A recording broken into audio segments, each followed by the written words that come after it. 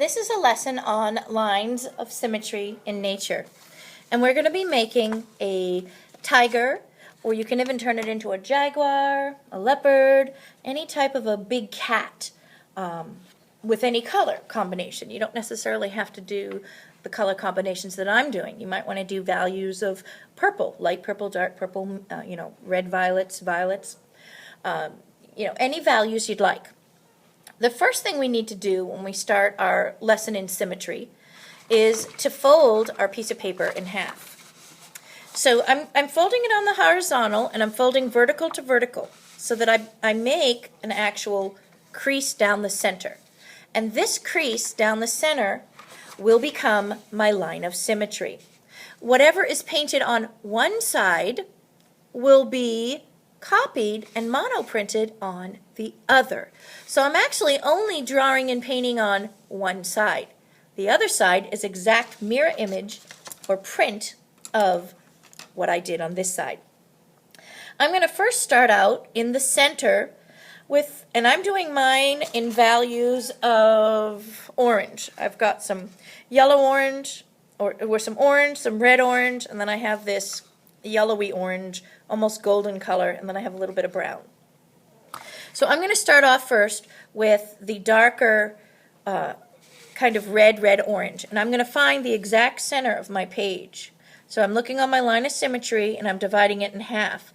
And right across that line of symmetry, I'm going to put in just a tiny line. And this center line is going to become the nose right in here.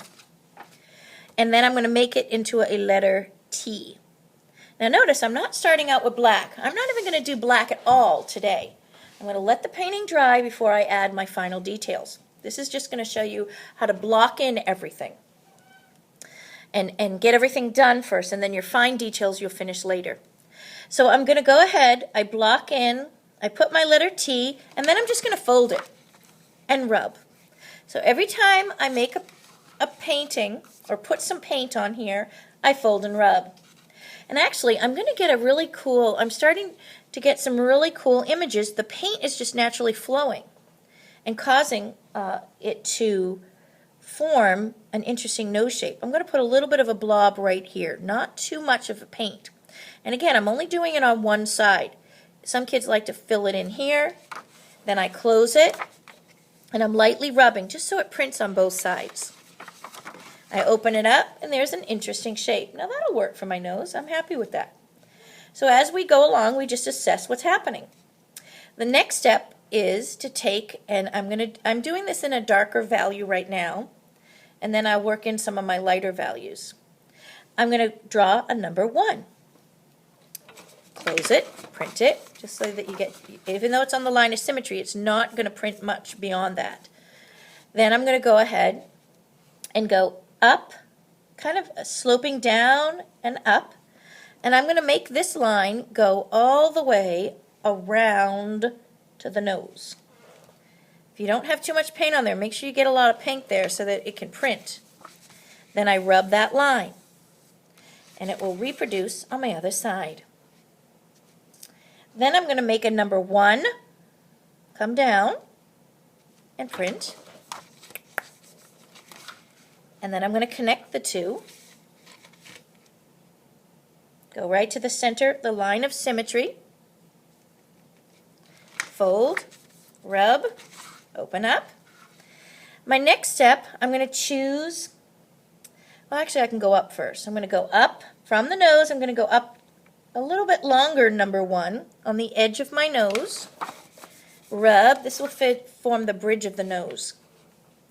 Now I'm going to choose a lighter value, and you can even do something real fun. These are for the eyes. Maybe a bright green would look cool, light blue, something to really show off. I'm just using this yellow, kind of yellow golden color, golden ochre color, or yellowy orange. And I'm going on the same, right above this, I'm going to the right of that. Don't get it too close to this line. You won't have room for the giant eyes here. And I'm going to go ahead and paint just kind of a small circle. I'm not making it exactly perfect. Lightly rub that. If I rub it too hard, it's going to expand beyond my circle shape. There, that's pretty good. Then I'm going to go back to my darker values or medium values, and I'm going to connect this, go around the eye, kind of hugging it kind of close but leaving some white space, and bring it right down to the cheek area. Turn and print that. Rub that out. And then I'm going to make the dome top of his head. So I'm going to come out. And you notice as I'm printing, it's becoming exact on the other side. Draw the line, close, and print. There. I really like these lines coming down in here. Those are interesting. And then I'm going to come under the eye and around and print that. And then I'm just going to fill it in with some stripes, kind of going with different colors, placing different colors on here in the same values as I'm working. And then I'm going to get some lighter values in here. And then I'm going to rub, here's a lighter value, and then rub it really well so they kind of blend in a little bit. I don't mind having some of the lighter values showing. There. Then I'll put some light color down in here and rub. And then I'm going to add my ears out over back. Put some lighter color inside and then rub that. And then there I have the tiger's face. From there, I'll let that dry, and then I'm going to add my details. And with the details, I'm just adding, I'm taking my black now with a fine line brush and going around all of this and adding the details with a very thin, small brush. And then that brings in the colors. But my rubbing process ends up giving all the values in the background of the lion or the tiger. Now, if I want a jaguar, I can just stick in some jaguar spots.